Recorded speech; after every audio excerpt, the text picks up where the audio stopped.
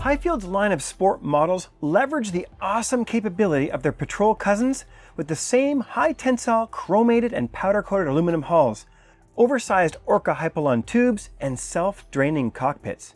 But the more recreational-focused sport models add elements of luxury and comfort for the discerning yet adventurous spirits among us.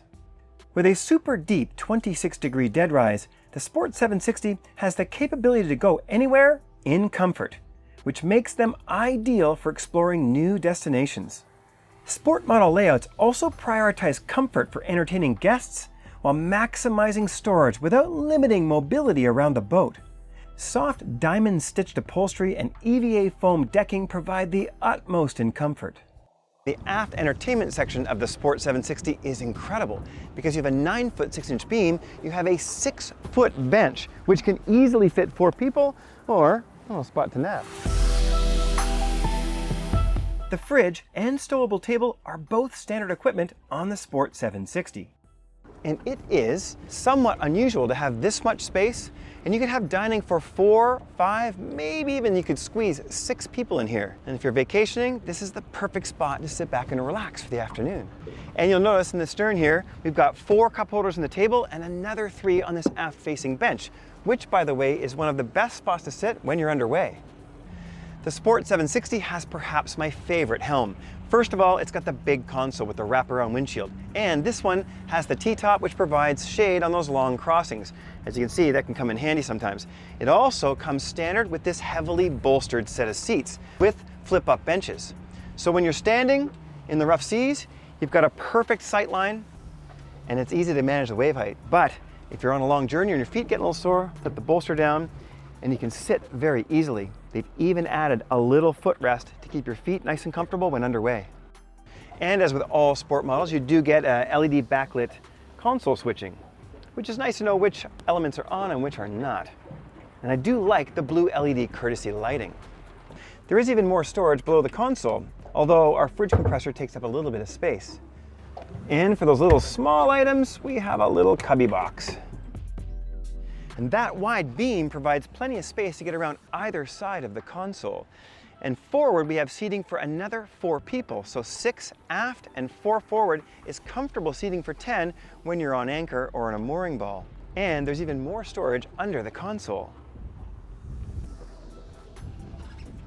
There's even enough room for a portable head. However, what's really cool is we have a massive sun pad that simply slides into place. No latches, no need for supports, and it will stay there in a swell. And this is perhaps the best spot to sit when you're near a beach. And something that is a must-have on every inflatable boat is a platform at the back, and there's standard equipment on the Sport 760. These make it really easy if you need to do a couple of engine checks and of course from entering and reboarding from the water, especially if you have a little reboarding ladder like we do to port. Serious drop testing and rollover requirements for commercial certification were completed on the Patrol 760. These tests are performed with the boats fully loaded, which in the 760's case includes 1,430 kilograms of ballast. Sport models use the exact same hull as the Patrol with 6 and 10 millimeter aluminum stringers.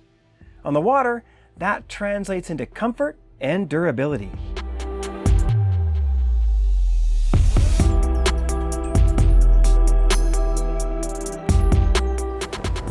And overall, it's this hull that provides all that capability.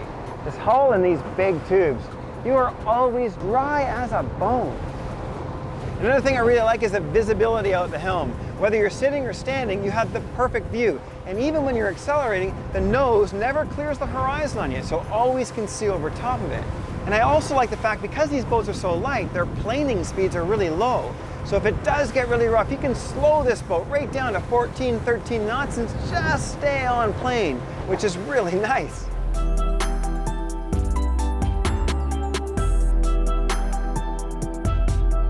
Big reverse chimes provide lift while helping hold the hull in place when making sharp turns. And at the end of the day, this boat's about exploring. After all, yesterday we went beyond the horizon and back in a single day.